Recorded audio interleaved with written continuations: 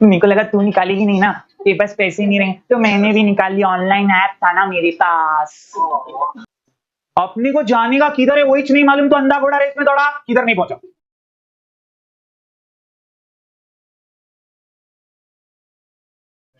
अर्ज किया है,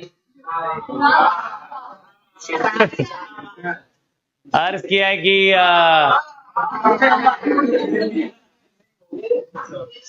सुबह मगरूर को शाम कर देता है।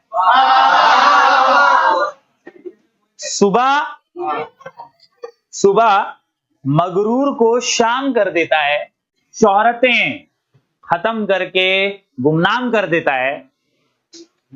वक्त से हिमाकत मत करना जनाब, वक्त से हिमाकत मत करना जनाब, ये अच्छे अच्छों को नीलाम कर देता है।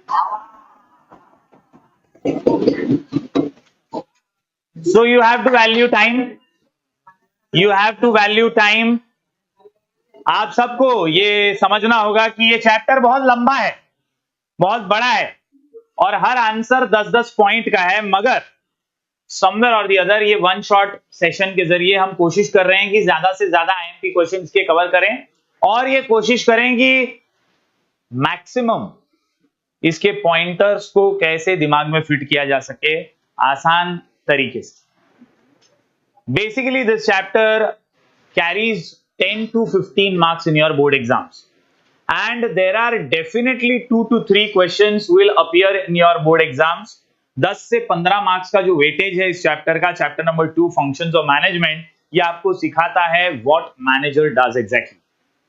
मैनेजर का काम ही उसके फंक्शंस है, और इसीलिए इस चैप्टर 2 के अंदर आपको सारी वो जानकारी दी जाएगी जो मैनेजमेंट करता है या मैनेजर करता है। My dear friends, POSDCORB, ये पोस्ट डी कॉब आपने ऑलरेडी कई बार अपने टेक्स्ट बुक में सुना होगा, कॉलेज क्लासेस में आपने देखा होगा कि किस तरह से मैनेजर का काम पोस्ट डी कॉब में है। That is planning, organising, staffing, directing, coordinating and controlling. इस तरह से अलग अलग फंक्शंस में अलग अलग मैनेजर के काम छुपे हुए। आज के सेशन के जरिए अपनी एक कोशिश है कि कैसे इजीली हर फंक्शन को समझा जाए। इस चैप्टर का पूरा फ्लो जो है वो बहुत सिंपल और इजी है। फंक्शन का मीनिंग और डेफिनेशन, उसका इंपॉर्टेंस, फंक्शन का मीनिंग और डेफिनेशन, उसका इंपॉर्टेंस, फिर फंक्शन का मीनिंग डेफिनेशन, उसका इंपॉर्टेंस। ऐसे 5 फंक्शन, 5-6 फंक्शन जितने भी हैं, हर एक का मीनिंग, हर एक का डेफिनेशन और हर एक का इंपॉर्टेंस। बोर्ड एग्जाम में लिखने का कैसे है, तो लिखने का भी ऐसे ही है। पहले मीनिंग लिखो, फिर डेफिनेशन लिखो। डेफिनेशन 2-3 दिए होंगे, कोई एक लिखोगे तो भी चलेगा। मीनिंग, डेफिनेशन और फिर इंपॉर्टेंस के 10 पॉइंट। इसी तरह से आपको एग्जाम में भी इसको प्रेजेंट करना। चलिए शुरू करते हैं दोस्तों। The basic and the first and foremost thing is that there has to be an introduction always. एक इंट्रोडक्शन हमेशा होना जरूरी है, और एल.ए. एलन कहते हैं management is what manager does. Management is what manager does. Management is what, you have to remember that the definition focuses on the role of manager in the form of different functions. अलग अलग functions के रूप में manager का जो role है, जो वो कर रहा है काम, उसी के ऊपर फोकस यहां पर किया गया है। The functions of manager start with planning and and with controlling. Start with planning, and with controlling. Start with planning, and with controlling. Start with planning मतलब शुरुआत एक कच्चा चिट्ठा बनाकर होने वाली है, और एंड में एनालिसिस से होने वाली है। Controlling is nothing but measuring. Measuring कि क्या सही हुआ प्लान के हिसाब से और क्या गलत हुआ प्लान के हिसाब से, क्या रिजल्ट आया एक्चुअल और क्या हमारा स्टैंडर्ड था। समवेयर और दी अदर शुरुआत अच्छे प्लान बनाने से होती है और अंत उसको मेजर करने से होती है, और यही हमारे फंक्शंस हमको समझाते हैं। They are inseparable in nature. They are inseparable यानी इसको मैनेजमेंट से अलग नहीं कर सकते, ये करना ही है हर किसी को। Management function concerned with all levels of management. Different management thinkers have classified functions of management differently. और उसी में हेनरी फेयोल का नाम सबसे ऊपर आता है, the legend, the management guru. Henri Fayol कहते हैं to manage is to forecast, to plan, to organise, to command and to control. FPOCC, FPOCC, F FPOCC, FP, अरे FP, ये आप डेफिनेशन मीनिंग आप हर जगह पे यूज कर सकते हो। फेकोलॉजी ठोकोलॉजी में बहुत काम आएगा।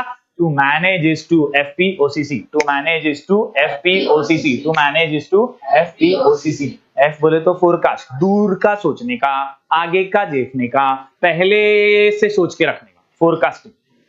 बराबर, जैसे वेदर फोरकास्ट होता है कि अभी 2 दिन में बारिश बहुत होने वाली है, 3 दिन में रेड अलर्ट है, ऑरेंज अलर्ट है, वो क्या है, फोरकास्ट कर रहे हैं। उसी तरह एक मैनेजर भी इतना सक्षम होना चाहिए कि वो फोरकास्ट करे, वो आगे का सोचकर ही डिसीजंस ले। फोरकास्ट करना, उसके हिसाब से प्लानिंग करना। प्लानिंग मैंने बताया अभी अभी आपको, कच्चा चिट्ठा बनाना, एक रोड मैप बनाना कि इस तरह से हम आगे जाने वाले हैं। ऑर्गेनाइज करना, सारी रिसोर्सेस को इकट्ठा करना, जमा करना। इसके अलावा to command and to control, to command and to control. Command किसको करेगा? अपने एम्प्लॉइज को, अपने सबऑर्डिनेट्स को करेगा, उनको डायरेक्शन देगा, उनको बताएगा किस तरह से काम करना है। और कंट्रोल मैंने आपको बताया अभी अभी, मेजर करना कि काम जैसा सोचा था वैसा हुआ भी या नहीं। तो बेसिकली मैनेजमेंट क्या है? तो ये ग्रुप ऑफ एक्टिविटीज, ये बहुत सारी एक्टिविटीज है जिसमें फोरकास्टिंग आती है, जिसमें प्लानिंग आती है, जिसमें ऑर्गेनाइजिंग आता है, जिसमें कमांड करना पड़ता है और फाइनली कंट्रोलिंग करनी पड़ती है। FPOCC, FPOCC, FP, बिंदास एकदम अच्छे से आप इसको इंट्रो में यूज कर सकते हैं दोस्तों। अब आते हैं लुथर गुलिक के एक कॉमन डायलॉग पे, that is POSDCORB. क्या पॉस डी कॉप? क्या POSDCORB? POSDCORB में वो बोलते हैं P से प्लानिंग, O से ऑर्गेनाइजिंग, S से स्टाफिंग, D से डायरेक्टिंग, को बोले तो कोऑर्डिनेशन, R से रिपोर्टिंग और B से बजटिंग। लेकिन ये अपने सिलेबस के अंदर रिपोर्टिंग और बजटिंग को क्लब करके क्या बना दिया गया है? कंट्रोलिंग बना दिया गया है दोस्तों। और इसीलिए आखिरी लाइन पे क्या लिखा है? Reporting and budgeting functions are summarised in the function called as controlling. Report करना कि ऐसा ऐसा हो गया, हमने जो जो प्लान किया था उसके हिसाब से ये रिपोर्ट बनाए। बजटिंग वही है जहां पर आप बजटिंग डिसाइड करते हैं एंड एनालाइज करते हैं ओवरव्यू कि हमने सोचा कितना खर्चा था और हुआ कितना खर्चा। तो समवेयर और the other both these functions are summarised as controlling. तो पॉस डी कॉब इस चैप्टर का मेन पार्ट है। ये पॉस डी कॉब ही हम एक एक करके पढ़ने वाले हैं दोस्तों। आज पढ़ेंगे सबसे पहले planning. Planning is the essence of management. Planning is the heart and soul of management. Planning जान है, जान। प्लानिंग से ही होती है शुरुआत। किसी भी चीज की शुरुआत अच्छे प्लान से होती है और वही है प्लानिंग। दोस्तों planning is the basic function. Planning is the basic function. Planning is the, अरे प्लानिंग इज द, क्यों बेसिक फंक्शन इसको बोलते हैं? Because every function of management is based on planning. ये पॉस डी कॉब के अंदर जितने भी बाकी के फंक्शंस हैं, फिर वो ऑर्गेनाइजिंग हो, स्टाफिंग हो, डायरेक्टिंग हो, कोऑर्डिनेटिंग हो, कंट्रोलिंग हो, ये सब किस पे बेस्ड हैं? पी से प्लानिंग पे बेस्ड है। Every function is based on planning. Every function is based on planning. Every function is based on, and that is why it is the basic function. ये बुनियाद है। इसके साथ ही तो सबको आइडिया आएगा ना क्या ऑर्गेनाइज करना है। इसके बाद ही तो आइडिया आएगा कि क्या स्टाफिंग करना है, कैसे लोगों को काम पे रखना है। इसके बाद ही तो समझ में आएगा कि कैसे लोगों की जरूरत है, डायरेक्शन किसको देना है। Every other function of management is dependent on planning. पहला लाइन समझ में आ रहा है क्या? जैसे ही क्वेश्चन एग्जाम में दिखा, फट से दिल से निकलना चाहिए, planning is the basic function of management. क्या? Planning is the basic function of management. All other functions are based on planning. All other functions are based on planning. अरे all other functions are, दो line याद हो रही है everybody? What is planning? Planning is the basic function of management. Planning is the basic function. All other functions are based on planning. हा आगे बढ़ते हैं दोस्तों। Planning is an intellectual process of logical thinking and rational decision making. ये words को underline कर लीजिए। Logically सोचना और रैशनली डिसीजन लेना। प्लानिंग करने वाले व्यक्ति को लॉजिकल थिंकिंग करनी है, यानी कुछ भी उठपटांग प्लानिंग नहीं होनी चाहिए। ऐसी प्लानिंग जो वाकई में की जा सके, एक्चुअल में एग्जीक्यूशन हो सके जिसका, वैसी प्लानिंग करनी है और उसी के हिसाब से रैशनल यानी नॉर्मल डिसीजन मेकिंग करना है। दोस्तों इसी नॉर्मल डिसीजन मेकिंग का काम प्लानिंग का सबसे बड़ा एसेंस है। प्लानिंग के अंदर अगर आपने डिसीजंस प्रॉपर्ली नहीं लिए तो फिर वो प्लानिंग किसी काम की नहीं रहेगी, सिर्फ ऑन पेपर रह जाएगी। And that is why planning is an intellectual process, deep thinking वाला प्रोसेस है, 4-5 लोग मिलकर करते हैं, डीप मैनेजर्स करते हैं, ये सीईओज, ये मैनेजिंग डायरेक्टर्स यही करते हैं प्लानिंग का फंक्शन। क्यों? क्योंकि इसमें लॉजिकली सोचना पड़ता है, हर पहलू को, हर एस्पेक्ट को समझना पड़ता है और अल्टीमेटली रैशनल डिसीजन मेकिंग। ये लाइन समझ में आ रही है एवरीवन? दोस्तों, it focuses on organisations objectives and develops various courses of action. Underline, focuses on objectives, focuses on objectives, focuses on objectives, focuses on objectives, focuses on objectives, and develops various course of action. क्या? Various course of action. क्या? Various course of action. क्या क्या लिखोगे जयती? क्या क्या लिखो? It is the basic function of management. All other functions are based on planning. It is an intellectual process of logical thinking and rational decision making. इतना समझा क्या? और अभी अभी लास्ट में क्या? Focuses on objectives and develops various course of action. 4 line लिख सकते हो. Everyone can write this. Last में in short, लास्ट में डायरेक्ट in short, लास्ट में डायरेक्ट in short, लास्ट में direct in short. Planning is a detailed program of future courses of action. खत्म. Last में क्या लिखोगे? Planning is a detailed programme of future course of action. पहला answer समझ में आ रहा है क्या? सूर्या मेरे साथ, हाँ भाई, आंख बंद करके सब लोग ट्राई करो. Planning is the basic function of man. It is based, all other functions are based on planning. बराबर? यहां तक सही है. उसके बाद intellectual process of logical thinking and rational decision making. Planning क्या है? Intellectual process. प्लानिंग क्या है? Intellectual process. काय का? लॉजिकल थिंकिंग का और रैशनल डिसीजन मेकिंग. फोकस किस पे करता है? It focuses on objectives of organisation and develops courses of action first. बराबर? और लास्ट में in short it is a detail programme. It is a detail programme of future courses of action, of future courses of action. इतना लिख सकते हैं क्या? सब लोग लिख सकते हैं. एकदम इजी है. What is planning and importance of planning, ऐसा क्वेश्चन आएगा दोस्तों. आपको इतना लिखना ही है उसके शुरुआत में. आगे बढ़ते हैं दोस्तों. 2 डेफिनेशन अपने टेक्स्ट बुक में दिए गए हैं. हेरोल्ड कून्स एंड ओडोनल का डेफिनेशन है. इसके अलावा जेम्स स्टोनर का डेफिनेशन. 2 डेफिनेशन अपने टेक्स्ट बुक में है प्लानिंग से रिलेटेड. दिख रहे क्या दोस्तों? सबसे पहले हेरोल्ड कून्स और ओडोनल कहते हैं planning is deciding in advance. Planning is एकदम पहले से, हाँ भाई, एकदम पहले से डिसाइड कर लेने का. एकदम पहले से डिसाइड कर लेने का, उसको ही बोलते हैं प्लानिंग. सिंपल है ना यार. पिकनिक जाने का तो पहले से प्लान करते हो ना. अपने को जाने का कल वाटर किंगडम, तो वाटर किंगडम जाने के लिए तुम प्लानिंग करोगे इन एडवांस. तुम अपने कपड़े लट्टे सब जमा कर लोगे, तुम वहां की टिकट विकेट का सब अरेंजमेंट कर दोगे, जाने का कैसे ट्रैवलिंग का उसका अरेंजमेंट कर. प्लानिंग मतलब doing things in advance, deciding in advance what to do, how to do it, when to do it and who is to do it. सब सोचना पड़ता है ना भाई.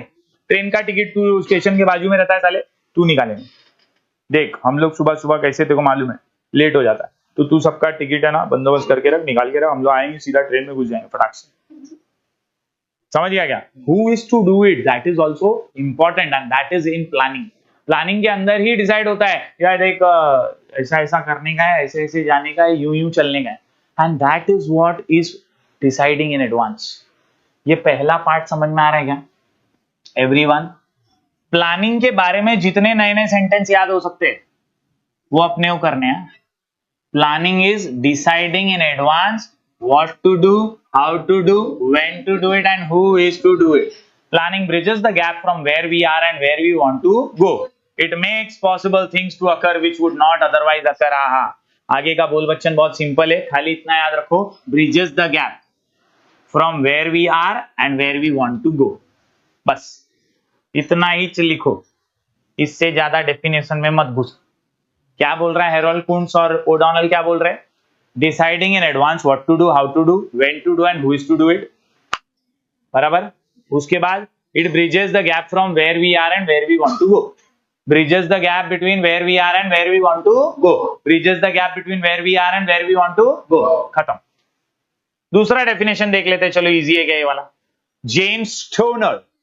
According to James Toner, planning is the process of establishing goals. Planning is the process of establishing goals. Planning is the process of establishing goals. Goals decide करना भी तो planning है. ये what to do, how to do का मतलब ही वही है ना. तुम गोल डिसाइड कर रहे हो, तुम गोल एस्टैब्लिश कर रहे हो. अरे ये टाइम पे ट्रेन में पहुंचने का है, ये टाइम पे प्लेटफॉर्म पे पहुंचने का है, स्टेशन के लिए खड़े रहने का है, ये टाइम पे अपने को एंट्री मिलने वाली है. That is what our goal is, to enter on time, to reach on time, and that is why establishing goals is also a part of planning, my dear friends, and suitable course of action for achieving these goals. कितना प्यारा बोला है James toner. James Toner कहते हैं planning is the process of establishing goals. क्या? Planning is the process of establishing goals. क्या? Planning is the process of establishing goals. And own words में लिख सकते हो, and deciding how to achieve it. खत्म. Planning is the process of establishing goals and deciding how to achieve it. Simple. यही तो planning है. Planning यही तो है कि क्या करने का भाई, गोल्स एस्टैब्लिश करने का, और फिर वो गोल्स कैसे अचीव होंगे वो सोचने का. खत्म. और कुछ है ही नहीं प्लानिंग में. There is nothing else in planning. Start करें आंसर. चलिए फटाफट से आगे बढ़ते हैं. इंपॉर्टेंस ऑफ प्लानिंग फटाक से लिख के ले लो. पॉइंटर्स लिखना है सबको अच्छे से पहले, फिर एक एक करके सारे पॉइंट समझ लेंगे.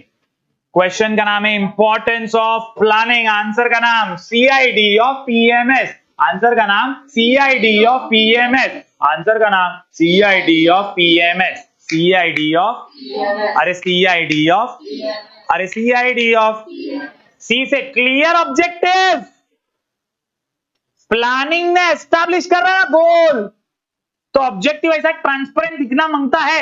क्लियर हो जाते सारे ऑब्जेक्टिव की करने का क्या है. अपने को जाने का किधर है वही नहीं मालूम, तो अंधा घोड़ा रेस में दौड़ा, किधर नहीं पहुंचा. पहुंचेगा क्या किधर, उसको मालूम ही नहीं है किधर जाने का, लेकिन अपने को मालूम है एम हाई जॉइन स्काई, तो अपन स्पाइस ज्वाइन करेंगे. इसी बात पे दोस्तों थोड़ी सी मार्केटिंग हो जाए. Telegram channel star education official join कर लीजिए. यहाँ 30,000 से भी ज्यादा बच्चे जुड़े हुए हैं. आपको भी मिलते रहेंगे यहाँ पे फ्री नोट्स. तो सी से क्या है, क्लियर ऑब्जेक्टिव. सी से क्या है, क्लियर ऑब्जेक्टिव. CID, आई से इंप्रूव परफॉर्मेंसेस. आहा, ये कौन सा परफॉर्मेंस है हर्ष? ज्यादा खुशी मना रहा था. कमेंट करो हर्ष ओपी. दोस्तों, improves performance of the organisation. याद रखिए, जब आपका प्लान एकदम क्लियर है, आपके गोल्स एस्टैब्लिश हो चुके हैं, तो आप उसी की तरफ बढ़ेंगे. आपका डिस्ट्रैक्शन कम होगा और आप सिर्फ फोकस्ड रहकर उस प्लान, उस गोल को फॉलो करते रहेंगे. And which will help you in improving your performance. आपके पास परफॉर्मेंसेस से बेहतर होने की आप ऑटोमेटिकली कोशिश करेंगे, because you are now focused on your goal. You know what your plan is and you are just going to follow that.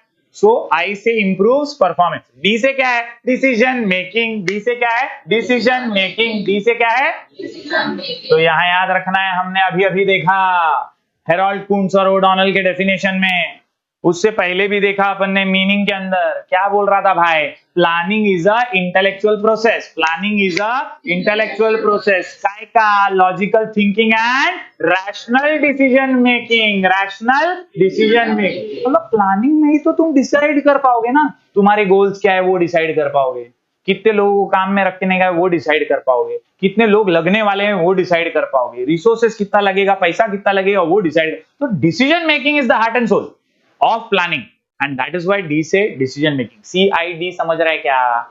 C से clear objectives, I से इंप्रूव परफॉर्मेंस, D से आगे बढ़ते हैं दोस्तों. CID of PMS. CID of PMS. O से optimum use of resources.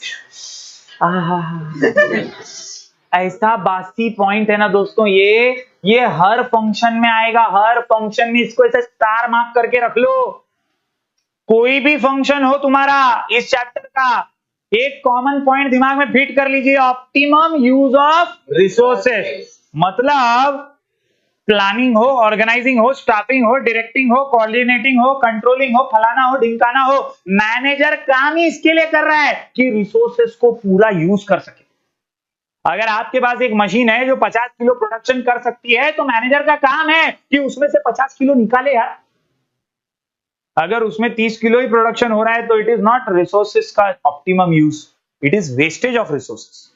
अगर आप उसको ठीक से इस्तेमाल ही नहीं करेंगे तो आपकी प्लानिंग किसी काम की नहीं है। प्लानिंग ऐसी होनी चाहिए कि उससे रिसोर्सेस का ऑप्टिमम यूज होता रहे, और इसीलिए तो प्लानिंग की जाती है ताकि आपकी परफॉर्मेंस इंप्रूव हो और आप रिसोर्सेस को अच्छे से यूटिलाइज करें। अरे समझा क्या? सीआईडी ऑफ पीएमएस में ओ से ऑप्टिमम यूज ऑफ रिसोर्सेस समझा, एफ से फैसिलिटेट्स कोऑर्डिनेशन, फैसिलिटेट्स, अरे फैसिलिटेट, दूसरा है फैसिलिटेट अदर फंक्शन, फैसिलिटेट, मजाक बना के रखा है। एक पॉइंट में ये लोग लिख सकते थे फैसिलिटेट्स ऑल द फंक्शन, लेकिन ये लोग को कोऑर्डिनेशन एक अलग देके पॉइंट बढ़ाने का। फैसिलिटेट्स कोऑर्डिनेशन, प्लानिंग अगर होगी तो अलग अलग डिपार्टमेंट्स में तालमेल होगा। प्लानिंग अगर होगी तो पता रहेगा एचआर डिपार्टमेंट से ऐसा इधर से डेटा लेने का और उधर परचेज और सेल्स डिपार्टमेंट को दे देने का, तालमेल बना रहे। परचेज वालों को पता रहेगा सेल्स वाले से क्या डेटा लेना है, सेल्स वालों को पता रहेगा कितना माल गोडाउन में पड़ा है, अगर वो डेटा शेयर होगा प्रॉपर्ली तो। कोऑर्डिनेशन बहुत जरूरी है किसी भी डिपार्टमेंट में, और दोस्तों कोऑर्डिनेशन प्लानिंग से ही आता है। अगर प्लानिंग प्रॉपर होगी तो उसी से तालमेल बना रहेगा, हर डिपार्टमेंट के बीच में कोऑर्डिनेशन होगा और सफलता अपने आप मिलती रहेगी। But if there is no coordination, it means your plan is not proper. Your plan should be in such a way that all the departments are in sync.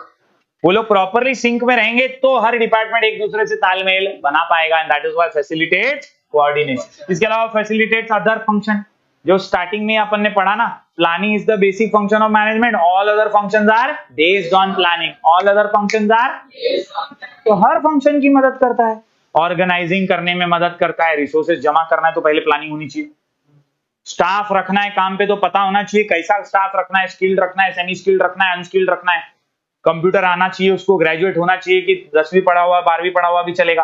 आपके पास प्लानिंग होगी तो आप स्टाफिंग अच्छे से कर पाओगे, डायरेक्टिंग भी तभी कर पाओगे जब आपको मालूम रहेगा क्या आप डायरेक्शन देने का है। प्लानिंग रहेगी तो यू कैन इंस्ट्रक्ट समवन ना।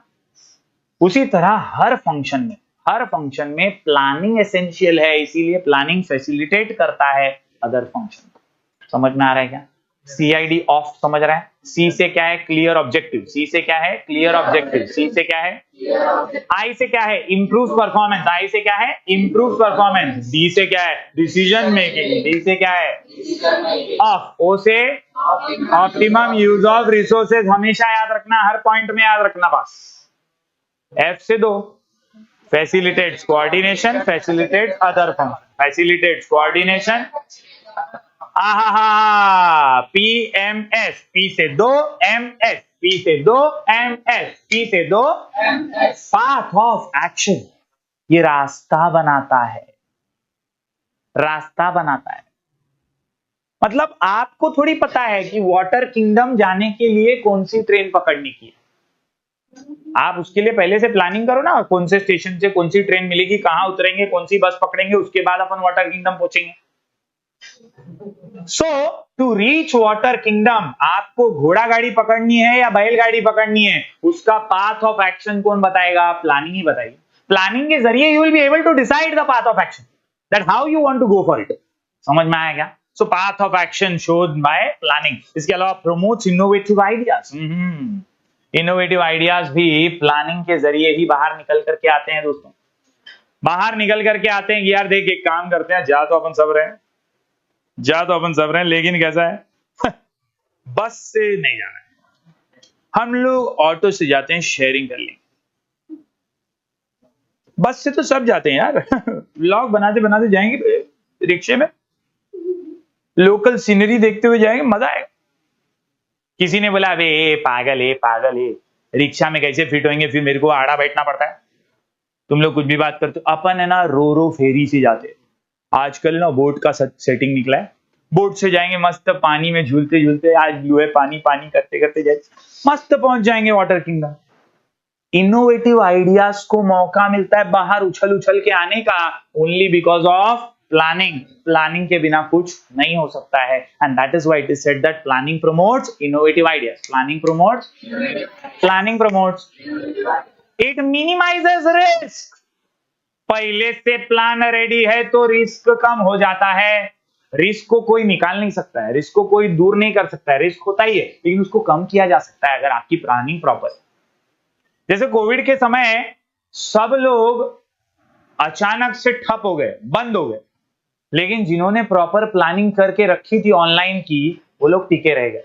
वो लोग अपनी मीटिंग जूम पे लेने लगे, गूगल मीट यूज करने लगे। जो लोग प्लान्ड थे, वेल प्लान्ड थे ना, वो लोग डरे नहीं, डगमगाए नहीं, वो लोग उसका सामना करके अपने रिस्क को मिनिमाइज करते हुए बिजनेस को चालू रखा उन्होंने। And that is why they sustained this Covid period also. तो मिनिमाइज करने में मदद क्या करता है?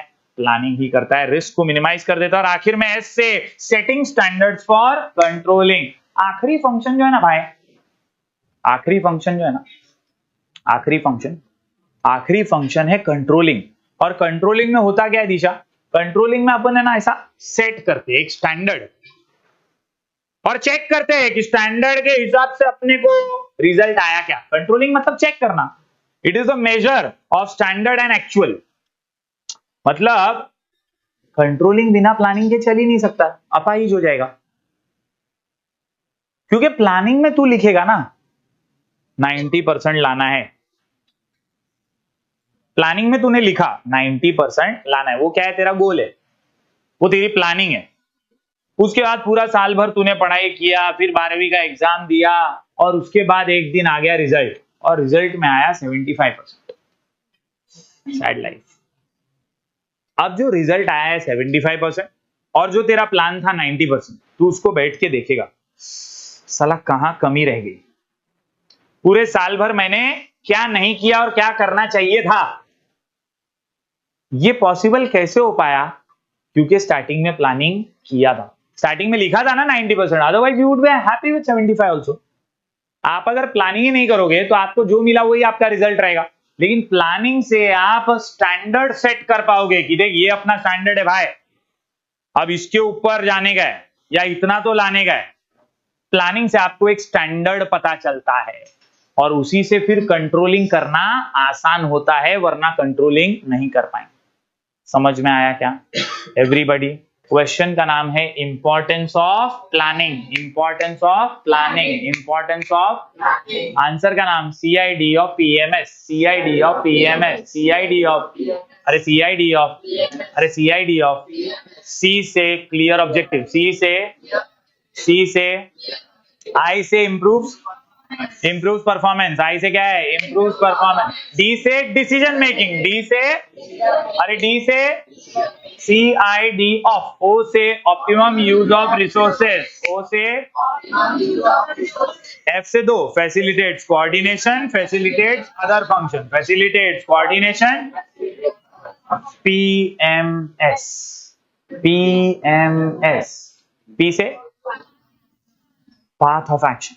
दूसरा P promotes innovative idea, promotes innovative idea. M और S मिनिमाइजेस रिस्क, और S से सेटिंग स्टैंडर्ड फॉर कंट्रोल। अरे समझा क्या एवरीबॉडी? फटाक से ना एकदम क्विक में अभी जाऊंगा, बहुत ध्यान से आप लोग हर पॉइंट में ना मार्किंग्स करने का। सबसे पहले सेट क्लियर ऑब्जेक्टिव्स। सबसे पहले क्या है? Planning is concerned with setting objectives, underline करो, विद सेटिंग ऑब्जेक्टिव्स। और फिर ये line, it helps managers to analyse the present condition of the organisation and on that basis to identify the ways of attaining the desired position in future. बस बहुत ध्यान से। हाँ भाई, planning is concerned with setting objective, planning is concerned with setting objective, planning is concerned with, it helps managers to analyse the present situation and achieve a desired future position. बस दो line लिखने की practice करनी की। समझ में आ रहा है ना एवरीबॉडी? आगे बढ़ते हैं। Planning improves performance. प्लानिंग क्या करता है? इंप्रूव करता है performance. It helps managers to improve future performance of employees by establishing objectives and selecting a course of action. पहली लाइन को मार्क कर डालो, लिखना ही. It is beneficial for the organization. Mark करो, planning leads to efficient working of the employees. और last में, this improvement in performances result into higher profitability of the organization. Marking समझ में आ रहा है एवरीबॉडी? इसमें कुछ डाउट आ रहा है क्या? एक भी लाइन में जो मार्क कर रहे हो पूछ लेना बिंदास. क्लियर है? सी और आई समझ रहे हैं भाई? सी और आई. चलिए आगे बढ़ते हैं. Helps in decision making. हमेशा डिसीजन लेने से पहले आपके सामने क्या होते हैं? Various alternatives. क्या होते हैं? Various alternatives in front of the management. तो अब मैनेजमेंट का काम क्या है? For achieving goals, planning helps the management to select the best alternative. पहला लाइन समझ रहे हैं? There are various alternatives to do a particular job. Planning helps the management to choose the best out of the alternatives. खत्म. पहली line समझ रही है? पक्का समझ रहे हैं? आगे, हाँ आगे. Decisions are taken after selecting alternative courses of action to achieve a predefined goal. आपका डिसीजन कब लिया जाएगा? एक पर्टिकुलर को सिलेक्ट करके. It helps the manager to take rational decisions. ये लास्ट लाइन में लिखना, पूरा लिख देना. Helps the manager to take rational decisions. Done done done. Easy है? डाउट है कुछ इसमें? आगे बढ़े. Planning leads to optimum utilisation of resources. बहुत इंपॉर्टेंट पॉइंट है. मैं तो कभी कभी यही बोलता हूं बच्चे लोग को कि यार खाली फंक्शन का नाम बदल दो और सब सेम लिखो. Planning helps in optimum utilisation of resources. Staffing helps in optimum utilisation. Directing helps in optimum utilisation. Coordinating helps in optimum. सब में वही लिखने का है, क्योंकि हर फंक्शन, मैनेजमेंट का काम ही है ना कि रिसोर्सेज को वेस्ट होने ना दे. तो हर फंक्शन वही मदद करता है. प्लानिंग भी उसी में मदद करता है, स्टाफिंग भी उसी में मदद करता है. Every function is done so that resources are not wasted. अरे समझा क्या दोस्तों? Organisational plans are prepared by taking into consideration the availability of resources and proper allocation of resources for various activities. It also facilitates optimum utilization of resources, which brings higher efficiency and better results. One can avoid wastage of resources by proper planning. Directly it also से लिखो. It also की जगह अगर planning लिख दोगे तो भी चलेगा. समझे क्या? मतलब it also की जगह पे लिखो planning facilitates optimum utilization of resources, which brings higher efficiency and better results. One can avoid wastage of resources by proper planning. खत्म. अरे समझा क्या? अरे समझा क्या? अरे समझा क्या? अरे समझा क्या? आगे बढ़ते हैं दोस्तों. Facilitate coordination and facilitates all other management function. Facilitate का मतलब समझता है ना? फैसिलिटेट मतलब मददगार साबित होना, हेल्प करना, हेल्पफुल साबित होना. फैसिलिटेट करना यानी सुविधा देना. और प्लानिंग ये कोऑर्डिनेशन की हेल्प कर रहा है. प्लानिंग ये ऑर्गेनाइजिंग की हेल्प कर रहा है. प्लानिंग ये हर दूसरे फंक्शन की हेल्प कर रहा है ना, क्योंकि प्लान है तो ही तो सब है. Planning is the basic function of management. और वही यहां पर बताया, planning facilitates the coordination of activities. It reduces overlapping. Underline कर दो, रिड्यूसेस ओवरलैपिंग अमंग एक्टिविटीज.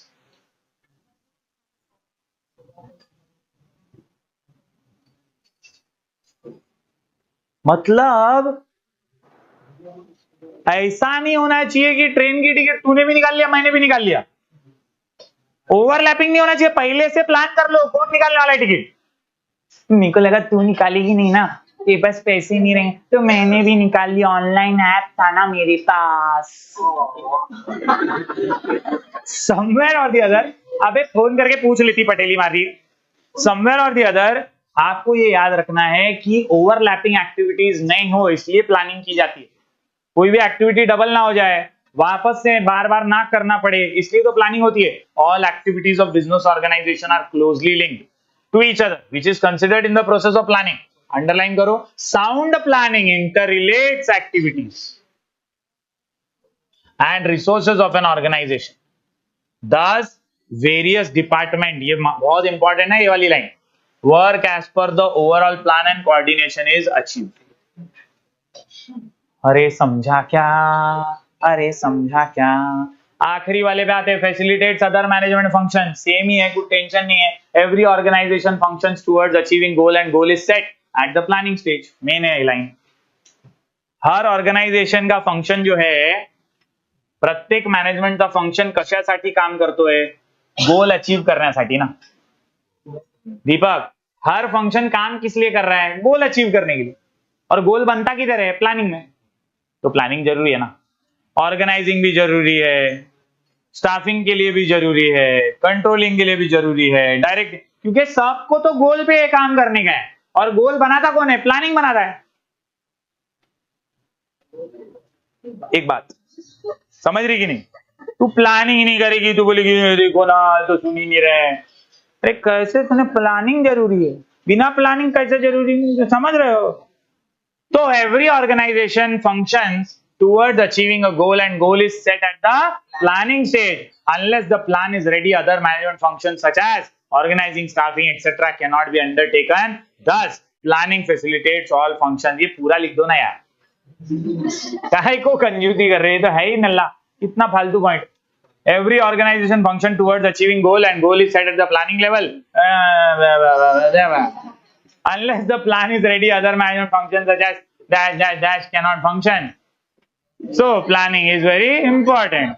क्या तुम भी मजाक करते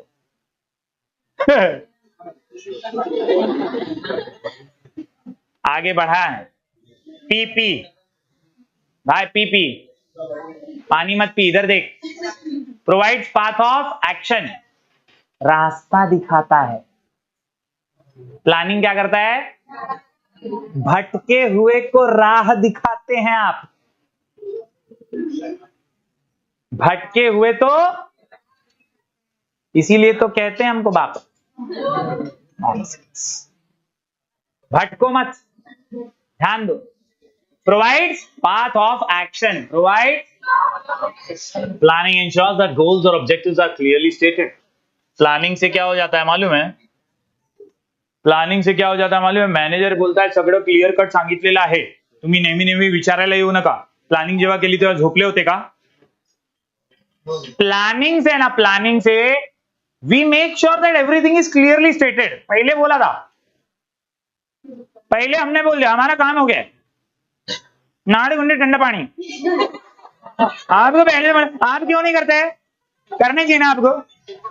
हम लोग पहले से बोल के रखे, प्लानिंग के अंदर हम लोग पहले से बोल के रखे है, गोल पहले से स्टेटेड।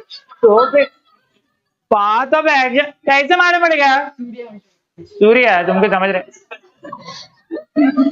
सूर्य ऑनलाइन में तुमको हिट कर रहे हैं, ऑनलाइन में कैसे, जाने दो, सूर्य को ऐसे लगे पीछे से म्यूजिक पर।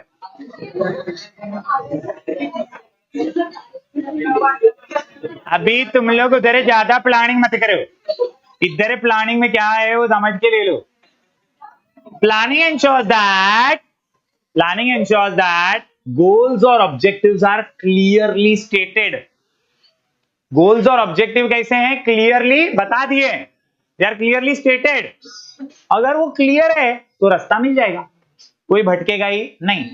ऑर्गेनाइजिंग वाले को भी मालूम है क्या जमा करने का है, डायरेक्शन क्या देने का है वो भी मालूम है, स्टाफ किसको रखने का है वो भी समझ रहा है भाई।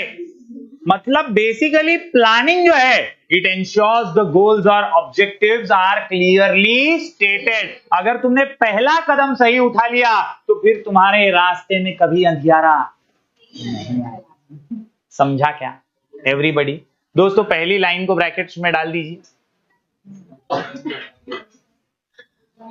They act as a guide and they provide direction for doing the right things at the right time with the right way. इसे भी ब्रैकेट में डाल ही दीजिए, बस इसके आगे मत लिखिए। Clear everyone? Getting it? Promotes innovative ideas. नए नए आइडियाज को साक्षी जी मौका देता है। समझ रही हैं आप? मौका देना जरूरी है, मौका देना। Planning is the basic function of management. घिसी पिटी बात कर रहा है वापस से। इट इज अ प्रोसेस से लिखिए ऑफ डिसीजन मेकिंग। अब डिसीजन लेना है अगर, डिसीजन लेना है अगर, तो डिसीजन में आइडियाज की जरूरत होती है दोस्तों, which involves promotion of innovative ideas after critical thinking. Ultimately, these innovative plans result in attainment of the goals of the organization. बस यहां तक लिखो, बस यहां तक लिखो। Planning is the basic function of management, पहले से अपने को आता है। It is the process of decision making, ये भी अपने को मालूम है। डिसीजन मेकिंग में क्या आता है वहां से पढ़ना है। Which involve promotion of innovative ideas. Decision making में क्या है सूर्या? विच प्रमोट्स इनोवेटिव आइडियाज। और आफ्टर क्रिटिकल थिंकिंग ये आइडिया आने वाले हैं।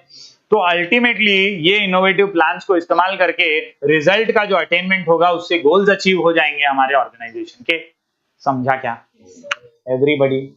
CID ऑफ P तक समझ रहा है क्या? आखिरी 2 पॉइंट कर लेते हैं फटाफट से। M और S मिनिमाइजेस रिस्क। अगर प्लान होगा तो रिस्क कम होगा, रिस्क रिड्यूस हो जाएगा, मिनिमाइज हो जाएगा। Why? Because planning is based on forecasting technique. Planning is based on what? Planning is based on what? एक किरिस्ना। Planning is based on what? Forecasting.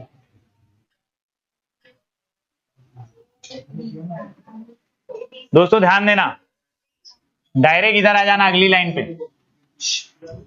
By deciding in advance the task to be performed, planning shows the way to deal with changes and uncertain events. समझे?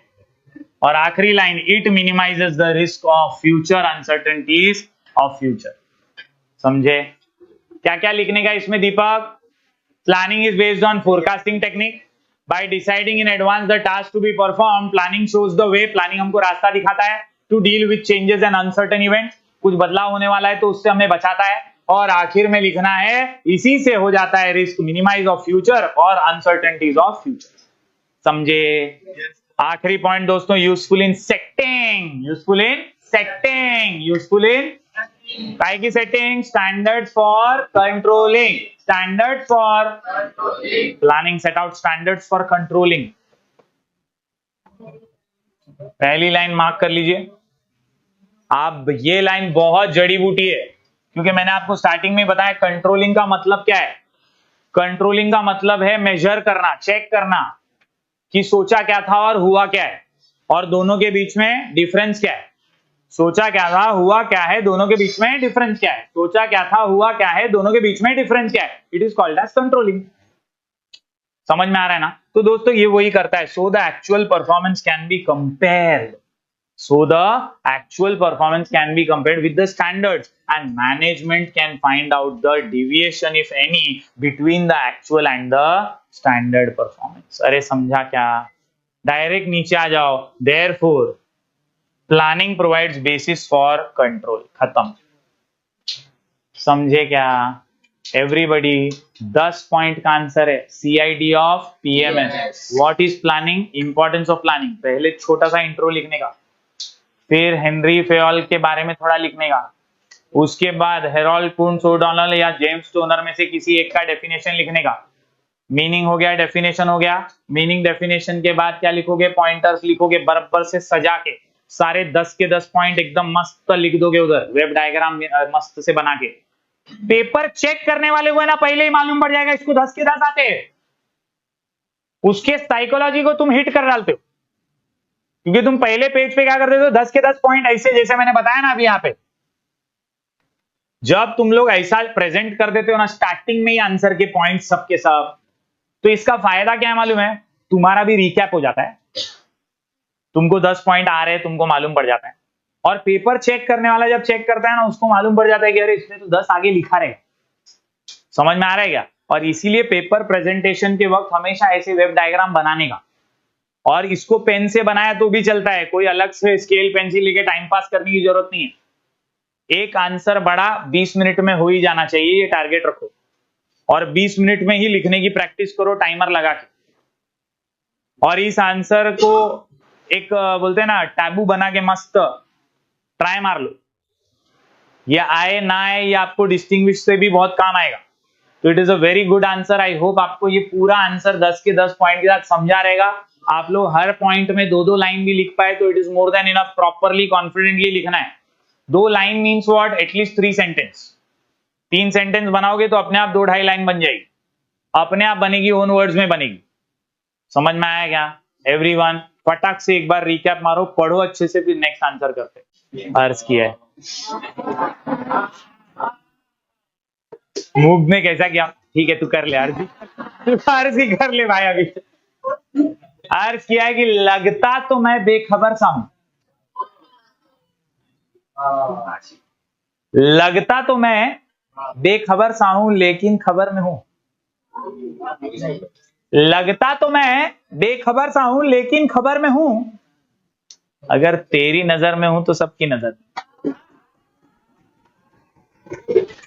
Deep deep deep था दोस्तों। आपको याद रखना है कि ये जो आंसर हम पढ़ रहे हैं एक से एक 10-10 पॉइंट के आंसर, इनको भी नजर में रखना बहुत जरूरी है। और इसीलिए अगला हमारा आंसर है आज का ऑर्गेनाइजिंग। प्लानिंग के बाद ऑर्गेनाइजिंग, प्लानिंग के बाद this is the second function of management. It is immediately preceded by, before, after, after planning, या सक्सीडेड आफ्टर प्लानिंग लिखोगे तो चलेगा। ओके दोस्तों, फिर से देखो सेम इंट्रो है।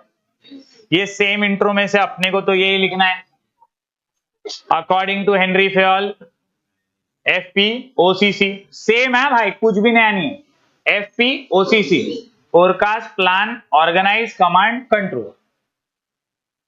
Luther Gulick same. देखो तुमको इंट्रो कैसा बनाना है हर एक आंसर का। पहले हेनरी फेयल लिखो, लूथर गुलिक का पॉज दी कॉब लिख दो, ये बन गया तुम्हारा इंट्रो। इंट्रो के बाद तुम ऑर्गेनाइजिंग का मीनिंग लिखोगे इसमें से। स्टार्ट करें।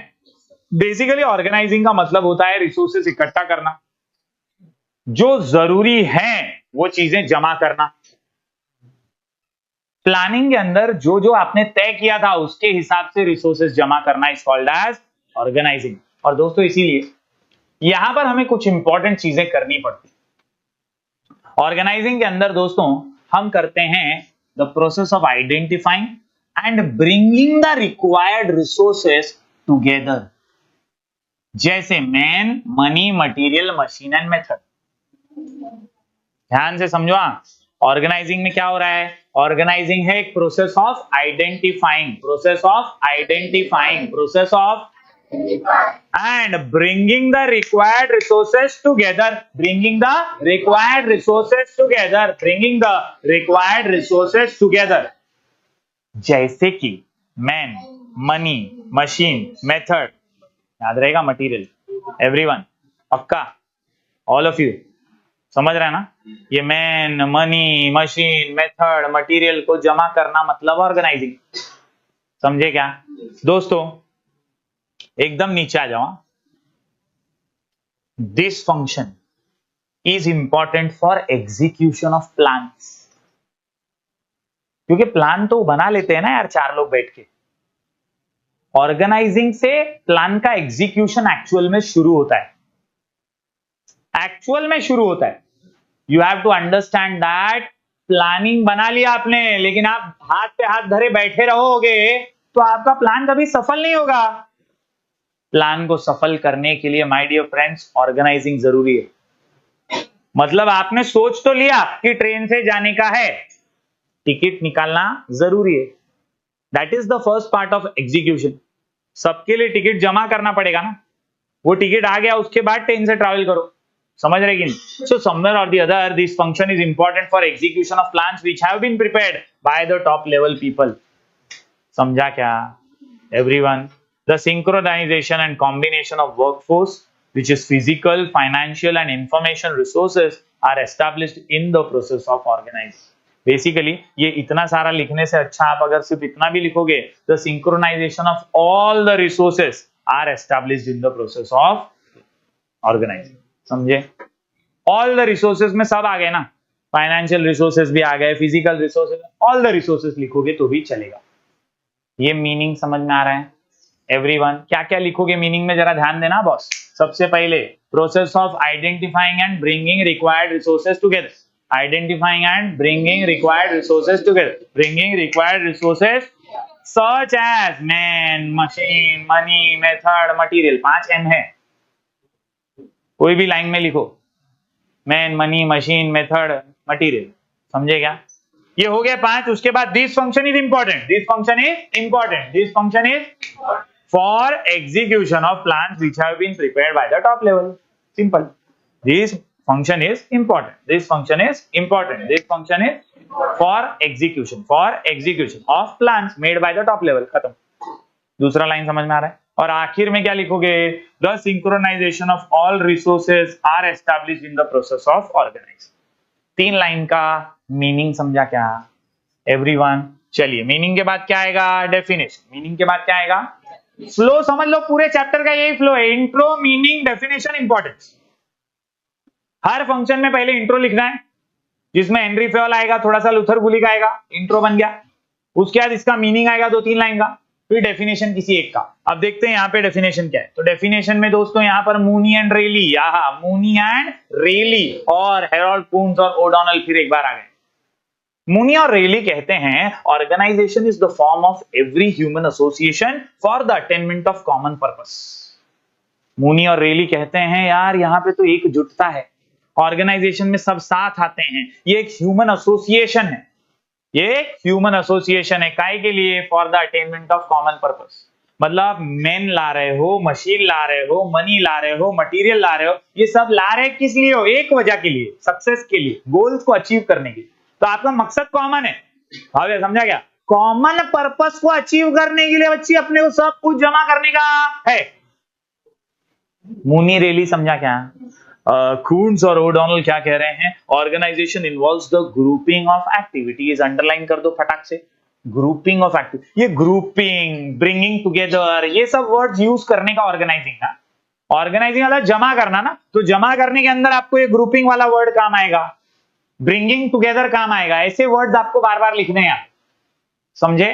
तो यहां पे क्या लिखा है उसने? Involves the grouping of activities necessary to accomplish goals and plans. तो जो जो एक्टिविटी होगी वो सबको ग्रुप करना है, और वो एक्टिविटीज किस लिए है? अपने प्लान्स को अचीव करने। The assignment of these activities to appropriate departments and the provision of authority, delegation and coordination is called as organizing. तो कून्स और ओडोनल क्या बोल रहे हैं कि जो भी तुम ग्रुप करोगे ना एक्टिविटीज, उसको डिपार्टमेंट्स में बांट दो। किसमें बांट दो? डिपार्टमेंट्स में बांट दो। और डिपार्टमेंट्स में बांटोगे ना तो ऑटोमेटिकली अथॉरिटी भी डिसाइड हो जाएगी, उसको डेलीगेट किसे करना है वो समझ में आ जाएगा, एंड अल्टीमेटली इसी से तालमेल यानी कोऑर्डिनेशन भी बनेगा। प्लानिंग फर्स्ट स्टेप है, ऑर्गेनाइजिंग सेकेंड स्टेप है। सेकेंड स्टेप पे हमको काम असाइन करने की शुरुआत होती है, क्योंकि रिसोर्सेज जमा कर रहे हो ना आप रिसोर्सेज जमा कर रहे हो तो आप डिपार्टमेंट वाइज जमा करके देते जाओगे सारे रिसोर्सेज। समझ में आ रहा है क्या? आप रेलवे की टिकट निकालेंगे, आप वाटर किंगडम की टिकट निकालेंगे, रिक्शा का पैसा तू देगा। समझ में आ रहा है क्या? तो ये आपने क्या किया? काम का बंटवारा भी कर लिया, लेकिन कब कर पाए आप? जब आपने जमा करके सबको बताया ना। अगर ऑर्गेनाइजिंग नहीं होगा तो आप एलोकेशन कैसे करोगे? आप अथॉरिटी को डेलीगेट कैसे करोगे? सो कून्स और ओडोनल बहुत प्यारी भाषा में यही कह रहे हैं that involves grouping of activity. It involves what? Grouping of activity. Grouping of activities to accomplish goals and plans. समझे क्या? दोनों में से कोई भी एक लिखने का है। आगे बढ़ते हैं दोस्तों, मेरे साथ गाना गाना है आप लोगों को। ओहो, एक और डेफिनेशन है थियो हेमन का, ये भी देख लेते हैं। थियो हेमन क्या बोलता है? Organizing is the process of defining and once again grouping of activity. Same ही है, ग्रुपिंग ऑफ एक्टिविटी उसने भी बोला, यहाँ पे ये भी बोल रहा है। Of the enterprise and establishing authority relationship among them in performing the organizing function। यहां से मेन है, ध्यान देना। ऑर्गेनाइजिंग फंक्शन निभाने के लिए the manager defines, departmentalizes and assigns activities so that they can be most effectively executed. Organizing करण्यासाठी तो कामांचा वाटप सुद्धा करतो, रिसोर्सेसला गोळा सुद्धा करतो. वो सारी रिसोर्सेस जमा करता है और काम का बंटवारा भी करना शुरू कर देता है ताकि एफिशिएंटली सब कुछ एग्जीक्यूट हो सके और गोल्स को अचीव किया जा सके. गाना गाएंगे? चलिए. Importance of organizing, importance of A B C D E F G H I, organizing. Question का नाम है इंपॉर्टेंस ऑफ ऑर्गेनाइजिंग और आंसर का नाम A B C D E F G H I, organizing. एक साथ गाएंगे तो मजा आएगा. बहनों और भाइयों मेरे साथ गाइए. इंपॉर्टेंस ऑफ ऑर्गेनाइजिंग, आंसर का नाम A B C D E F G H I, organizing. चलिए शुरू करते हैं. बहुत हुआ गाना, पढ़ा देना. चलिए स्टार्ट करते हैं. सबसे पहले ऑर्गेनाइजिंग में ए से क्या है? एडमिनिस्ट्रेशन. ए से क्या है? सूची.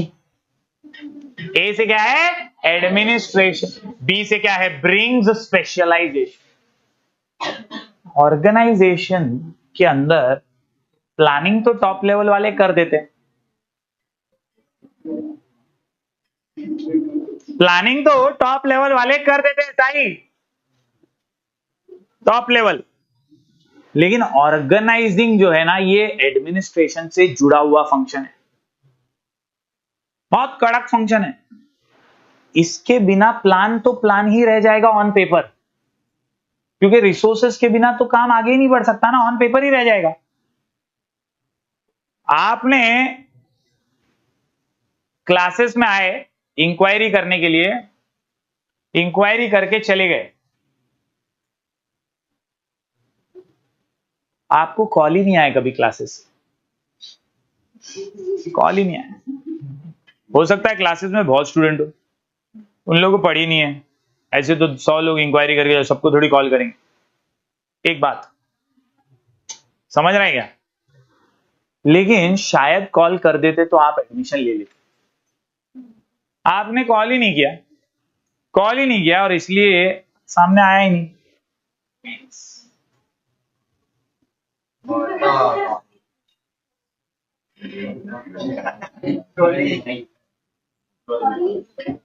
दोस्तों, somewhere or the other you have to understand that, you have to understand that कि administration is the heart and soul of every organization. अगर एडमिन अच्छा नहीं रहेगा ना, तो ऑर्गेनाइजेशन सफलता की सीढ़ियां नहीं चढ़ पाए. और इसी के साथ दूसरा पॉइंट जुड़ा हुआ है दोस्तों, brings specialization. If the administration is proper, it will help you in bringing specialization. It will help you in bringing, आपका बेस्ट क्या है वो आपको पता चलेगा, आप कौन सी चीज में माहिर हैं वो आपको पता चलेगा, और इससे आप स्पेशलिस्ट बनते जाएंगे, क्योंकि एक्सपर्ट आप बनते जाएंगे. Right person at the right job, resources allocation से ही तो हो पाता है. रिसोर्स में आप क्या करते हैं? आप प्रॉपरली सब चीजें इकट्ठा करते हैं ना, एक्टिविटीज को ग्रुप करते हैं ना, और ग्रुप करते वक्त ही तो आप सही व्यक्ति को सही काम देना शुरू करते हैं. और इसीलिए सारे फंक्शंस एक दूसरे से जुड़े हुए. बॉस प्लानिंग किया, ऑर्गेनाइजिंग किया, फट से स्टाफिंग करना पड़ेगा ना, क्योंकि यहां पे आपने चुन लिया है, अब आप उसको स्टाफ बना रहे हैं, आप उसको काम देने वाले. थर्ड फंक्शन स्टाफिंग इसी से कनेक्टेड है. Clarifies authority and responsibility. Clarifies what? Authority and responsibility. Authority and responsibility go hand in hand. Henry foil के प्रिंसिपल्स में अपन ने पढ़ा है, ऑथोरिटी और responsibility they go hand in hand. आप किसी को अथॉरिटी देते हो लेकिन वो रिस्पॉन्सिबिलिटी नहीं लेता है, तो वो किसी काम का नहीं है. और इसीलिए क्लैरिफाई कर देता है ऑर्गेनाइजिंग फंक्शन, अथॉरिटी भी और जिम्मेदारी भी. आपको कैसे निर्णय लेना है वो भी, और कैसे जिम्मेदारी से उसे निभाना है वो भी आपको समझाता है. दोस्तों, क्रिएट सेंस ऑफ सिक्योरिटी. आपल्याला माहित असते की आपल्याकडे एवढे रिसोर्सेस आहेत, अपने को पता रहता है कि अपने पास इतने रिसोर्सेस है, इसके हिसाब से ही काम करना है, तो सेंस ऑफ सिक्योरिटी रहता है कि कुछ कम नहीं पड़े. क्योंकि प्लानिंग के हिसाब से रिसोर्सेज जमा किया और रिसोर्सेज के हिसाब से अभी काम होगा। इनसिक्योरिटी आती, डिफाइंस जॉब प्रॉपरली, आपका जॉब क्लियर होता है, ऑब्जेक्टिव्स प्लानिंग में क्लियर हो गए। ऑर्गेनाइजिंग ने क्या किया, सही चीजों को, रिक्वायर्ड चीजों को इकट्ठा किया और एक्टिविटीज को ग्रुप किया, और इसी से जॉब क्लैरिटी आ गई, पता चलता है किसको क्या करना है। फिर एस्टैब्लिशेस कोऑर्डिनेशन, वाह वाह, फैसिलिटेट कोऑर्डिनेशन पढ़ा ना अपन ने, सेम पॉइंट है, कुछ भी नया नहीं है। Facilitate administration and operation, same है, सेम है। ऑर्गेनाइजिंग के जरिए एडमिन का काम इजी होता है, जो एडमिन है, जो डेस्क पे है, उसका काम आसान होता है अगर चीजें ऑर्गेनाइज्ड हैं, everything at its place. Order वाले प्रिंसिपल में हमने यही पढ़ा है ना। हेनरी फेवल क्या बोलता है, everything should be in its own place. अगर सब बिखरा बिखरा है, मेसी है, तो एडमिनिस्ट्रेशन का काम मेसी हो जाएगा। फिर रोनाल्डो कैसे आएगा, समवेयर और the other it should not be messy. It was very फालतू। दोस्तों, ऑर्गेनाइजेशन का काम आसान करने के लिए आपको प्रॉपर ऑर्गेनाइजिंग करनी पड़ेगी, क्योंकि ऑर्गेनाइजिंग आपको एडमिनिस्ट्रेशन और ऑपरेशंस में, रेगुलर कामकाज में मदद करता है। इसके अलावा ग्रोथ और डाइवर्सिफिकेशन भी ऑर्गेनाइजिंग से ही होता है। जब आप प्रॉपर प्लानिंग करते हैं, जब आप प्रॉपर ऑर्गेनाइजिंग करते हैं, तो आप ग्रो भी कर सकते हैं, आप डाइवर्सिफाई भी कर सकते हैं। टाटा का ही एग्जांपल ले लेते हैं। टाटा सिर्फ एक ही धंधे में है क्या, टाटा डाइवर्सिफाइड कंपनी है, नमक भी बनाती है, स्टील भी बनाती है, बीच में तो सिम कार्ड भी बना रही थी टाटा डोकोमो। टाटा का तो डिश टीवी भी आता था, टाटा स्काई लगा डाला तो लाइव झिंगा डाला। हाँ आता था, मजाक क्या भाई, सच में बोलो, अभी भी आता है तेरे घर पे। दोस्तों, तो इन्होंने क्या किया, ग्रो किया और डाइवर्सिफाई किया अपने आप को, कैसे, प्रॉपर ऑर्गेनाइजिंग से। उन्होंने रिसोर्सेस को सही ऑर्गेनाइज किया, डिपार्टमेंट्स को काम अच्छे से बांटा, और तब जाकर के वो इतने सारे क्षेत्र में अपना नाम कमा पाए, अपना बिजनेस जमा पाए। दोस्तों, फैसिलिटेट्स ग्रोथ एंड डाइवर्सिफिकेशन के अलावा हेल्प्स इन ऑप्टिमम बासी पॉइंट, हर हर हर हर फंक्शन में ये पॉइंट आने वाला है, इसको स्टार मार्क कर लेना, एक ही में बाहर करना और नाम बदल बदल के सब जगह लिख लेना। Helps in optimum use of resources और अल्टीमेटली आई से इनोवेशन। तुम ये आंसर को देखो, तुमको इसमें से बहुत सारे पॉइंट प्लानिंग में मिले होंगे। इनोवेटिव आइडिया अपने को मिला है, कोऑर्डिनेशन अपने को मिला है, ऑप्टिमम यूज ऑफ रिसोर्सेज अपने को मिला है। तो समवेयर और the other there are certain points, जिसका आप लिस्ट बनाते जाओगे ना, तो सारे फंक्शंस में वही पॉइंट काम आ जाएंगे।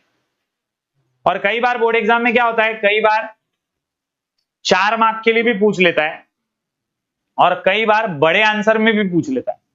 कहीं नहीं पूछा तो डिस्टिंग्विश में तो इस चैप्टर का एक डिस्टिंग्विश फिक्स ही होता है, और आपको ये पॉइंटर्स कहीं ना कहीं काम आते ही हैं। Understood everyone? चलिए फटाफट मार्किंग कर लेते हैं। ABCDEFGHI, organizing. ए से एडमिनिस्ट्रेशन, बी से ब्रिंग स्पेशलाइजेशन, सी से clarifies authority and responsibility, C से create sense of security, D से defines job properly, EFGHI establishes coordination, F से फैसिलिटेट्स एडमिनिस्ट्रेशन और ऑपरेशन, जी से ग्रोथ, जी से ग्रोथ, जी से ग्रोथ, जी से ग्रोथ एंड डाइवर्सिफिकेशन, एच से helps in optimum use of resources, और आई से इनोवेशन। सबसे पहले दोस्तों, हेल्प्स फॉर इफेक्टिव एडमिनिस्ट्रेशन। ध्यान से पढ़ूंगा, बहुत ध्यान से समझना, एक एक लाइन पे फोकस करना, फिर मार्किंग करना। This function determines different positions, departments, activities and roles clearly structured. ये लाइन अभी बहुत important, the utmost care is taken while placing right person in right job, right person in with right authorities and responsibilities.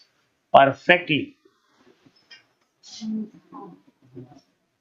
It is achieved through division of work and delegation of authority. This all leads to efficient and effective administration. समझ गए? एकदम easy point है। Point का नाम क्या है? Helps in administration. ए से क्या? एडमिनिस्ट्रेशन। ए से क्या है? एडमिनिस्ट्रेशन। तो utmost care is taken in placing right person, right job with right authority and responsibility. This all leads to efficient and effective administration. खत्म, समझे? आगे बढ़ते हैं दोस्तों. B से brings specialization. Organization structure is a network of relationship in which the work is divided into units and departments. This division of work helps in bringing specialization. Division of work helps in bringing specialization in various activity of organization. Specialization in activities leads to increase in organizational efficiency. मतलब आपको शुरुआत ही इससे करनी है कि organization helps in division of work and division of work helps in bringing specialization. हम resources को organize करते हैं तो हमें क्या आ जाता है? Division of work. Division of work आता है तो स्पेशलाइजेशन आता है और स्पेशलाइजेशन से हमारी एफिशिएंसी इंक्रीज हो जाती है. अरे समझा क्या एवरीबॉडी? एक से दूसरा जुड़ा हुआ है, रिलेटेड है. आपने ऑर्गेनाइजिंग किया तो काम का बंटवारा किया, काम का बंटवारा किया तो आप में स्पेशलाइजेशन आया और स्पेशलाइजेशन आया तो आपका काम अच्छे से हुआ. खत्म. दोनों पॉइंट समझा? चलिए आगे बढ़ते हैं दोस्तों. सी से क्लैरिफाई. सी से क्लैरिफाई. सी से क्लैरिफाई. क्लैरिफाई कर देता है, क्लियर कर देता है अथॉरिटी क्या है और रिस्पॉन्सिबिलिटी क्या है. Organization structure defines the role to every manager. Underline करो, it defines role to every manager. हर मैनेजर को उसका रोल मालूम पड़ता है. This can be done by delegating the authority to every manager and clarify the way he has to exercise those powers. यहां से लिखो, so that misuse of powers does not take place. Well-defined jobs and responsibility helps in bringing efficiency into managers working. This helps in increasing productivity. क्या बताना चाहता है वो समझो. पूरा ये फ्रेमिंग ओन वर्ड्स में कर सकते हो. वो क्या बताना चाहता है?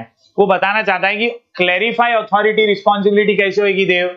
जब आप रोल डिफाइन कर दो. भाई तेरे को है ना खाली टेबल साफ करने का, तो वेटर को मालूम है उसको ऑर्डर लेने का ही नहीं है. ऑर्डर दे रहा भी रहेगा ना तो वो लेगा नहीं है. उसको दे वेटर, दूसरे आदमी को, मैं खाली साफ करेगा. क्योंकि उसका काम क्या है? साफ. उसका रोल क्लियर है. उसका रोल क्लियर. दूसरा एक आएगा टाइप पेन के बोलेगा साहब ऑर्डर, ऑर्डर. आप उसको साफ करने बोलेंगे तो वो करेगा क्या? वो बुला के दूसरे से करवाएगा. वो खुद क्या करेगा? सिर्फ ऑर्डर लेगा. समझा क्या? तो म्हणून तुम्हाला आठवत ठेवायची आहे. Defines the role to every manager. Defines the role to so that कोई अपने पावर का मिसयूज ना करे. Does not take place. Well defined jobs and responsibility helps in bringing efficiency. सब अपना अपना काम करेंगे तो एफिशिएंसी आ जाएगी, अच्छे से प्रोडक्टिविटी बढ़ जाएगी. होटल का नाम रोशन हो जाएगा. Hotel Roshan. Bad one, sorry. Create sense of security. अगला पॉइंट क्या बोलता है? Create sense of. सी से क्रिएट सेंस ऑफ सिक्योरिटी. दोस्तों क्या होता है मालूम है? ऑर्गेनाइजेशन स्ट्रक्चर से जॉब पोजीशन क्लियर हो जाते. It clearly states the duties and responsibilities of everyone. सगळ्यांना माहित आहे काय करायचं आहे. Everyone can work accordingly. अब ये लाइन बहुत इंपॉर्टेंट है. Clarity in jobs and powers helps in increasing mental satisfaction and it creates a sense of security among the employees. मतलब अगर उसको मालूम है कि उसको टेबल ही साफ करना है महीना भर, उसको 5,000 रुपया मिलने वाला है. वो कोई और काम करने का ही नहीं है, खाली टेबल साफ करनी. पूरा दिन सुबह से रात तक, पूरा महीना 5,000 रुपया आएगा. Sense of security. अगर उसको टेबल भी साफ करा रहे हैं, उसको बोल रहे रात को बर्तन भी धोने का है, और कोई गारंटी भी नहीं है पैसा लास्ट में कितना मिलेगा महीने के एंड में, तो हमेशा उसके मन में क्या चलता रहेगा मालूम है? ये होटल रोशन है ना, बेकार है एकदम. जब तक कुछ और नहीं मिल रहा है ना तब तक यहाँ पे ठीक हूं, वरना उस सामने जो बार है ना उसमें लग जाऊंगा. मैंने सुना है वहां के वेटर लोग को 10,000 रुपया मिलता है और अलग से टिप भी. उसके सेंस में सिक्योरिटी है ही नहीं, उसके सेंस में इनसिक्योरिटी है, वो यहां पर खुश नहीं है, तो वो हमेशा चाहता है कि किधर और चले जावे। समझ में आ रहा है क्या? सेंस ऑफ सिक्योरिटी कब आएगी? जब उसको मालूम रहेगा तू कितने महीने के लिए इधर है। इसके लिए तो कंपनी लोग कॉन्ट्रैक्ट बनाते हैं ना। 1 साल का कॉन्ट्रैक्ट क्यों देते हैं वो लोग? कि सामने वाले को भी खातरी रहेगी 1 साल तक तो इधर सेट है, पगार 1 साल तक बिन ठोक मिलने वाला है। समझ में आया क्या? अगर वो सेंस ऑफ सिक्योरिटी रहता है ना, तो वो दिल से काम करता है। उसको मालूम है फिक्स पगार है, महीना खत्म पगार चालू, महीना खत्म पगार चालू, उसको मालूम है, तो वो बहुत इफेक्टिवली काम करता है। अरे समझा क्या? दोनों सी समझ रहे हैं? आंसर का नाम क्या है? ABCDEFGHI, organizing. अभी तुम लोग सुर में आ रहे हो? डी से डिफाइन जॉब प्रॉपरली। अरे घिसा पीटा कर डाला रे इसने अभी, स्टार्टिंग से वही तो बोल रहा है, define job properly, right person at the right job at the right authority and responsibility, organization structure helps in putting right man on right job. जो कंप्यूटर वाला है उसे कंप्यूटर में बिठाइए, उसे गोडाउन में उठा क्या करेंगे आज पगला? उसको कंप्यूटर का नॉलेज है, वो स्किल्ड है, उसको कहां बिठाओ? कंप्यूटर में बिठाओ। उसको तुम बोलेगे नहीं तुमको अभी कल से यहाँ पे गेट खोलने का, सलाम मारने का, वो ज्यादा दिन तक मारेगा क्या? Define job properly. आपको याद रखना है, जॉब अगर परफेक्ट पर्सन को परफेक्ट जगह पे दिया है तो वो काम अच्छे से करेगा ही करेगा। आहा, वो अच्छे से इफेक्टिवली प्रोडक्टिवली काम कर पाएगा, हाइयर एफिशिएंसी के साथ कर पाएगा। And that is why the selection process is important, the organizing process is important. Organizational structure helps in putting right men on right job, which can be done by selecting people for various departments according to their qualifications, skill and experience. यहां तक लिखोगे तो भी बस है दोस्तों, ज्यादा सोचने की जरूरत नहीं।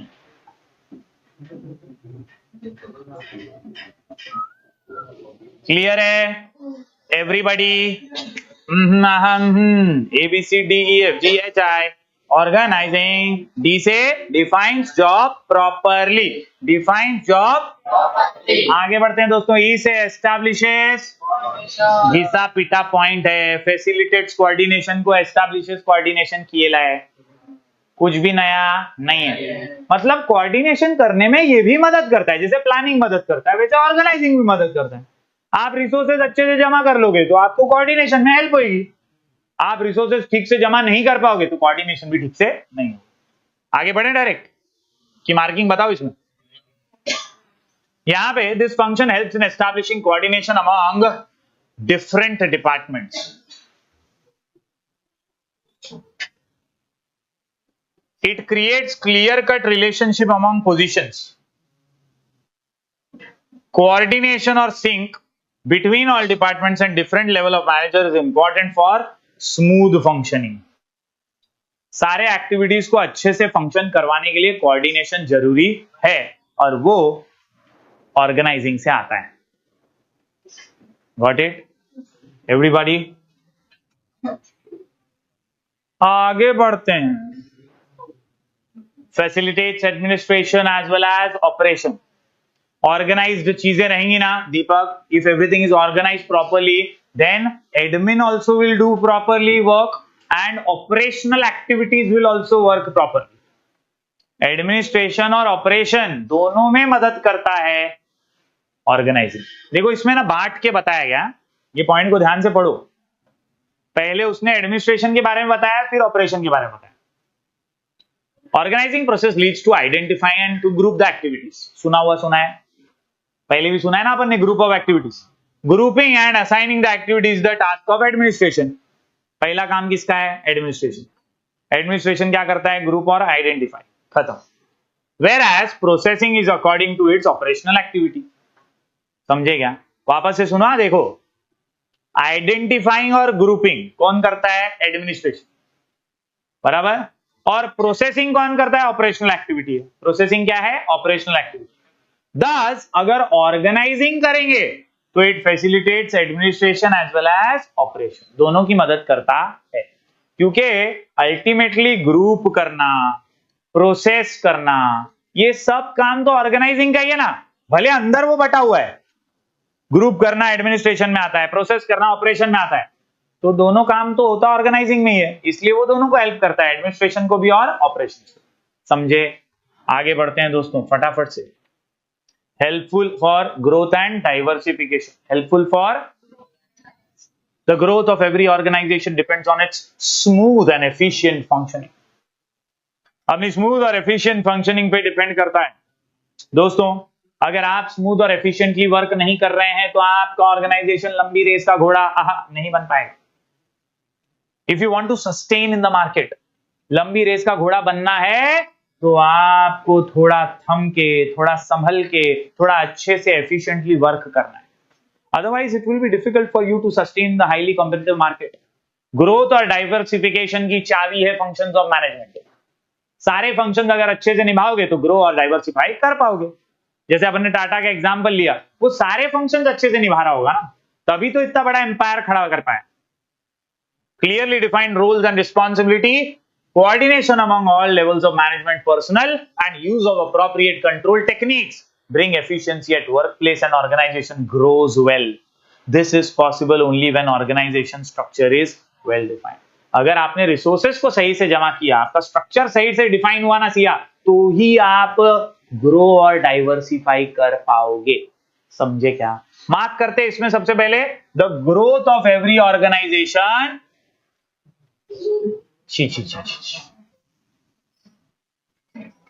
The growth of every organization depends on its smooth and efficient functioning.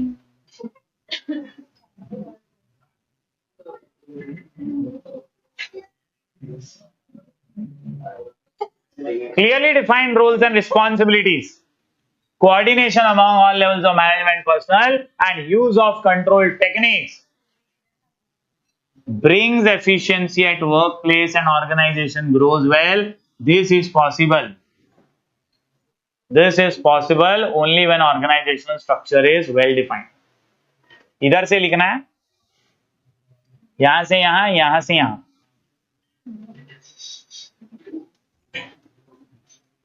किया, मार्क किया। ये पॉइंट तो ऑलरेडी तुम खुद कर लोगे। Helps in optimum utilisation of, जो भी रिसोर्सेस अवेलेबल है उसका वेस्टेज नहीं होना चाहिए, उसका पूरा इस्तेमाल होना चाहिए। That is what this point tells. आगे बढ़ते हैं। स्कोप फॉर इनोवेशन, ABCDEFG चाय। ऑर्गेनाइजिंग, HI से इनोवेशन, आई से क्या बोल रहा है? कुछ मत बोल, पहले से मैं बहुत कुछ बोल चुका हूं। Organizing function clear the roles and activities to be perform. देखो, आप जाने अनजाने में देखो, हर पॉइंट में ना स्टार्टिंग में ग्रुपिंग एक्टिविटीज, क्लियरली डिफाइंड, ऐसे वर्ड्स हैं ही। तो आपको कॉमननेस समझ में आएगा कि आप हर पॉइंट में ये चीजें लिख सकते हो।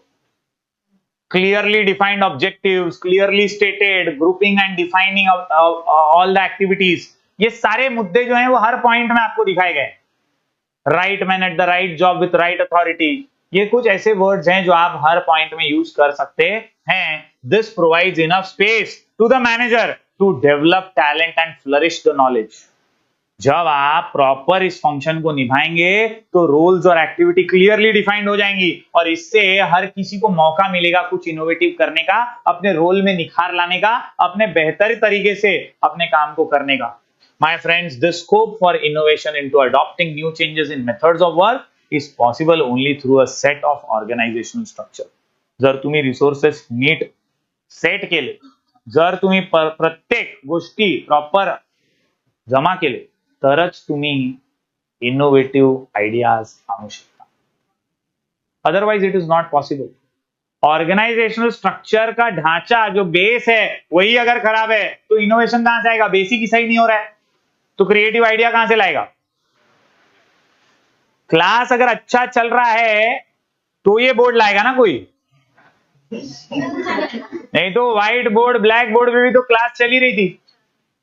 समवेयर और दी अदर दोस्तों, इनोवेशन कब आता है? जब बेस स्ट्रांग हो, ऑर्गेनाइजेशनल स्ट्रक्चर अच्छा हो, तब जाकर के आप मेहनत कर सकते हैं और नए नए आइडियाज को ला सकते हैं। Organizing function clear the roles and activities to be perform. पहली लाइन मार्क करो इधर फटाक से।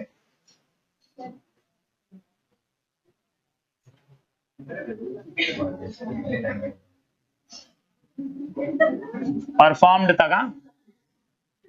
फिर this provides enough space to the manager to develop talent and flourish the knowledge। बराबर, बहुत ध्यान से लास्ट लाइन।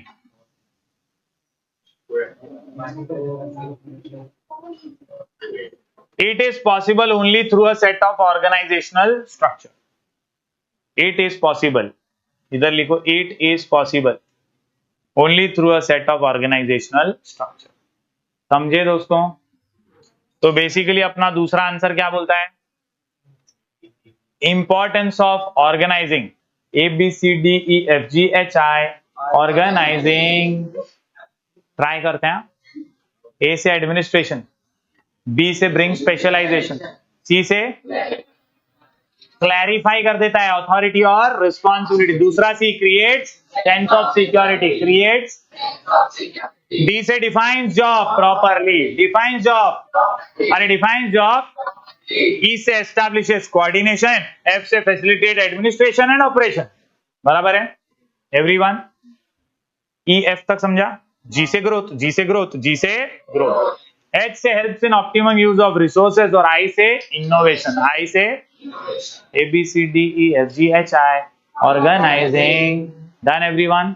बहुत ध्यान से ये दोनों आंसर पढ़ना ही है। मैं टेस्ट आएगा तब पढ़ूंगा ऐसा मत सोचो। आप ये याद रखो कि आपको बार बार पढ़ना। पहला और दूसरा चैप्टर OCM का ऐसा है ना, जो साल भर आप बीच बीच में महीने में एक बार रिवाइज करो ही। जितना आप रिवीजन करोगे उतना आप बहुत अच्छे से OCM में लिख पाओगे। पॉइंटर्स याद करना ये आसान हो जाता है after a point of time. उसके अंदर लिखना, माल मसाला मटेरियल भरना, ये डिफिकल्ट काम है और उसके लिए जितनी बार रीडिंग करोगे ना उतना आप अच्छे से लिख पाओ। So please make sure that you revise once again tomorrow itself या tonight also। ये देखने के बाद, ये सुनने के बाद वापस से रिवाइज करो, वरना आगे का पार्ट और पीछे का सपाट हो जाएगा। नया नया आंसर तो पढ़ते रहोगे, पुराना भूलते जाओगे। So make sure you revise and remember to repeat, repeat to remember। Thank you very much. Do like, share and subscribe।